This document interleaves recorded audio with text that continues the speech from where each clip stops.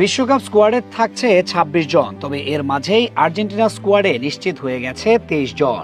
যদিও আর্জেন্টিনার সংবাদ মাধ্যম টিওআইসি স্পোর্টস নিশ্চিত করেছে স্ক্যালোনির স্কোয়াডে নিশ্চিত হয়ে গেছে ২২ জনের জায়গা। সব মিলিয়ে ৩ থেকে ৪ জন খেলোয়াড় ইনজুরিতে থাকলেও এদের বেশিরভাগ খেলোয়াড় গুরুত্বপূর্ণ হওয়ায় ইনজুরি নিয়েই বিশ্বকাপ দলে যাচ্ছেন তারা। সাম্প্রতিক রিপোর্ট অনুযায়ী ক্রিস্টিয়ান রোমেরোর চোট নিয়ে আর্জেন্টিনা দলে কিছুটা দুশ্চিন্তা তৈরি হয়েছিল।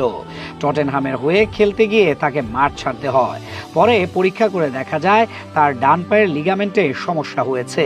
তবে ভালো খবর হলো সেরে উঠতে তার প্রায় ৬ থেকে ৮ সপ্তাহ সময় লাগবে, যা দলকে কিছুটা স্বস্তি দিয়েছে।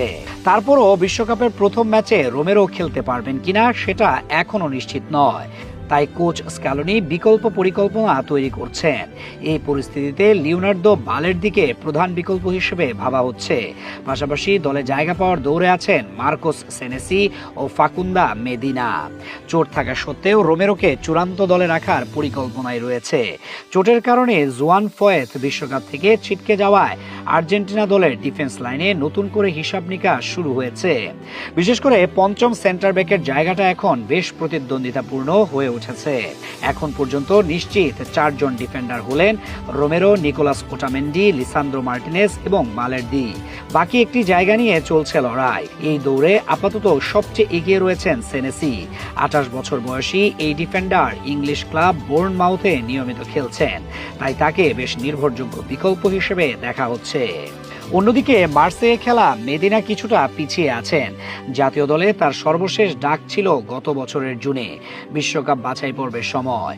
ফলে এই মুহূর্তে দলে জায়গা পাওয়ার দৌড়ে তিনি একটু পেছনেই আছেন। যতদূর জানা যায় পাওলো দিবালার বিশ্বকাপ দলে থাকা অনেকটা অনিশ্চিত। এছাড়াও আলেহান্দ্রো গার্নাচোর পজিশন আছে সংশয়ে। এক নজরে চলুন দেখে আসা যাক কোন পজিশনে কার কার দলে ডাক পাওয়া নিশ্চিত হয়েছে।